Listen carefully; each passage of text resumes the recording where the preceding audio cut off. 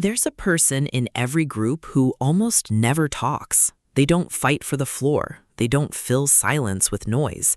And the second they say something, the whole room stops. Mid-sentence, mid-laugh, everyone turns. Not because they're loud, because something primal in the human brain recognizes this one only speaks when it matters.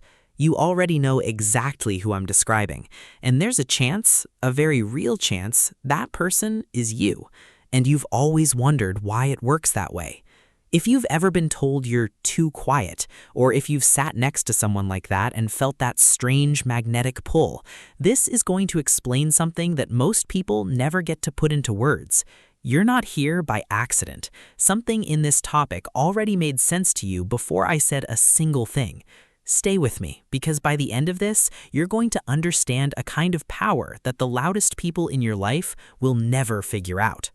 Here's what the science actually says about this.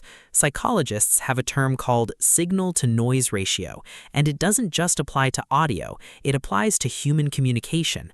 Every time someone speaks unnecessarily, they lower their own signal. They become background noise. The brain is a pattern detection machine, and it automatically begins filtering out sources that consistently deliver low-value output. It's not conscious, it's not cruel, it's just how the nervous system economizes attention. Think of it like a news channel that breaks every 5 minutes to report on nothing. Eventually, you mute it. Even when something real happens, you've already tuned out. People who speak rarely never get muted. There's a study from 2006 by researchers at the University of Arizona tracking what they called substantive conversation versus small talk, and the findings were striking. People who engaged in deeper, less frequent conversation were rated significantly higher in perceived intelligence and trustworthiness by those around them, even when the content of their words was held constant. The frequency alone changed how others processed the message. Less often, more weight. Every time. There's another layer here rooted in something called the mere exposure effect, a concept first identified by psychologist Robert Zionch. It describes how familiarity breeds comfort, but there's a hidden flip side. When something becomes too familiar, too constant, it stops registering. It fades into the wallpaper. People who are always talking become acoustically invisible. The quiet person, by contrast, remains slightly novel, slightly unexpected, and the brain pays more attention to what it hasn't fully categorized yet. You've been misreading restraint as shyness. It's actually neurological leverage. Now hit subscribe if this already sounds like you, because what's coming next goes deeper. Society has a strange relationship with silence. We treat it like a malfunction. We fill it with noise just to prove we're present. Speak up, speak more, make yourself heard. The assumption underneath all of it is that volume equals value, that presence requires performance, that if you're not broadcasting, you're not participating. That's wrong. Completely, measurably wrong. The people who speak least are often processing most. They're listening at a depth most people don't reach. They're not rehearsing their next sentence while you're talking. They're actually absorbing what you said and what you didn't say. When they respond, it's not performance, it's conclusion. You feel the difference even if you can't name it. That's not passivity, that's precision. And here's the reframe that changes everything. Silence is not the absence of power. Silence is how power accumulates. Every word you choose not to say stays in the bank, and when you finally spend it, the return is enormous. You're not bad at conversation. You're selective about which conversations deserve you. But here's where it gets honest, because not all silence is strength, and it matters that you know the difference. Some people are quiet because they've built a rich internal world and they protect it fiercely. Others are quiet because they're terrified of judgment, of rejection, of taking up space they feel they haven't earned.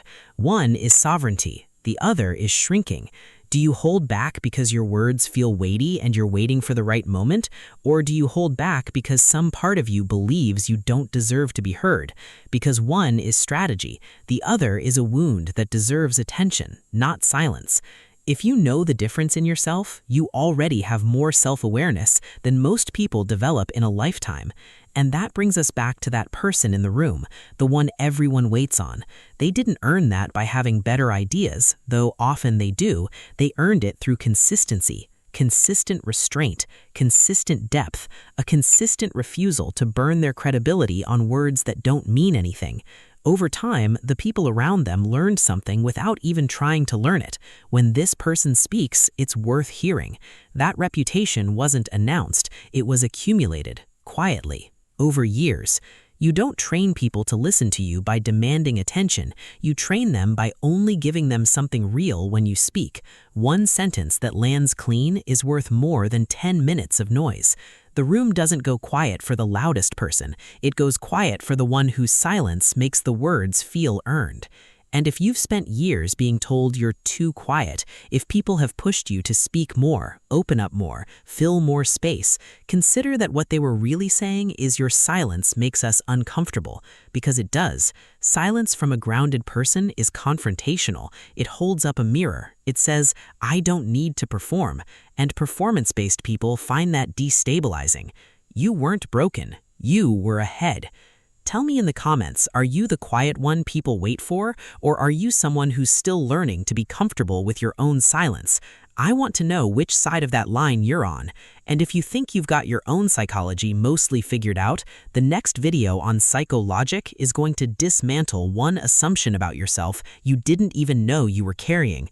Don't scroll past it. You'll know immediately why it was made for you.